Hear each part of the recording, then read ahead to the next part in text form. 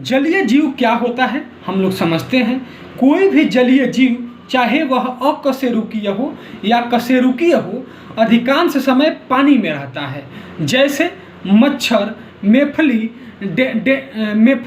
Deng fly, larva आदि। जलीय जंतु गलफड़ों या सीधे त्वचा के माध्यम से सांस ले सकते हैं।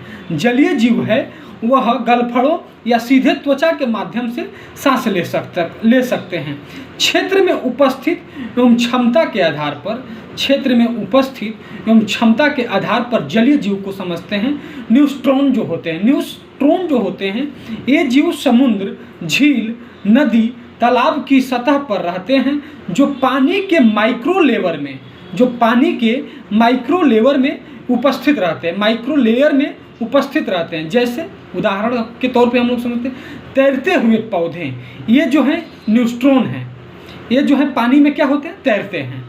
प्लैंकटन को हम लोग समझते हैं, यह झील सागरों के ऊपरी सतह पर प्लैंकटन जो है यह झील सागरों के ऊपरी सतह पर तथा सागरों तल से 200 मीटर गहरे जल के ऊपरी सतह पर पाए जाते हैं। प्लैंकटन इस श्रेणी के जंतुओं को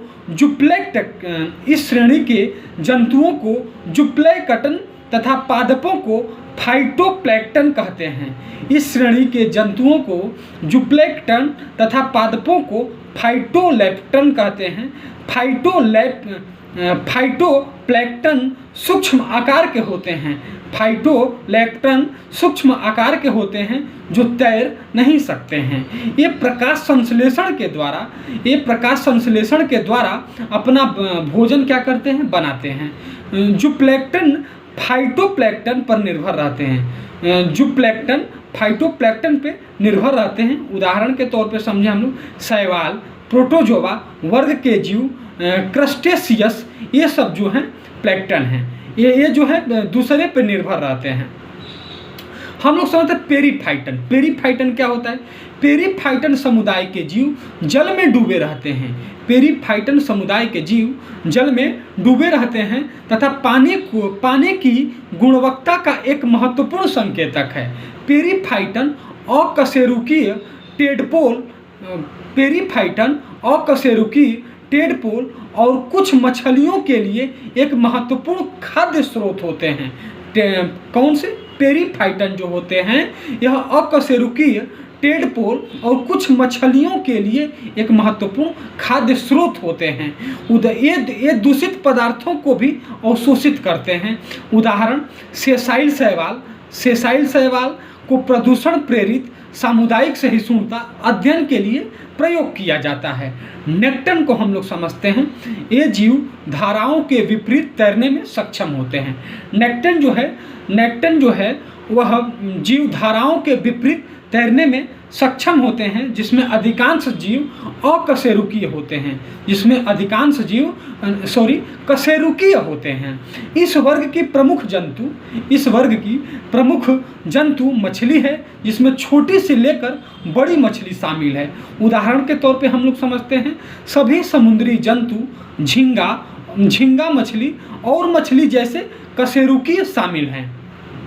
बेंथोस को हम लोग समझते हैं कि बेंथोस क्या है। बेंथस समूह के जीव कड़े खोल में रहने वाले जंतु हैं। इस समूह में सागर के तल के समीप रहने वाले पादप और जंतु आते हैं।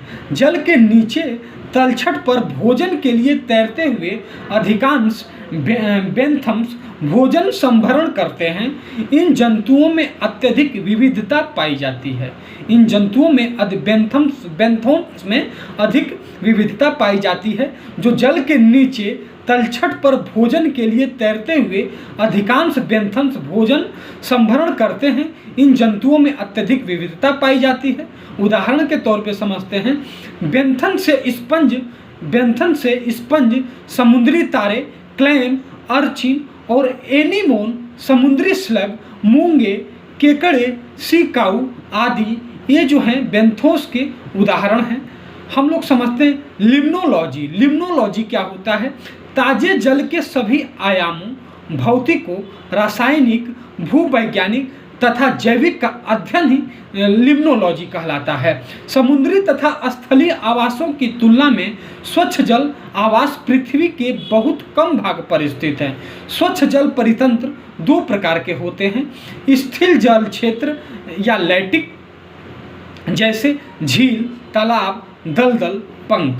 बहता हुआ जल लोटिक बोलते हैं। स्थिर जल को लैंटिक बोलते हैं और बहते हुए जल को लोटिक बोलते हैं। अब लोटिक जल क्या होता है? जैसे नदी, झरना, नाला आदि। ये है हमारे जलीय जीव के बारे में। Thank you so much.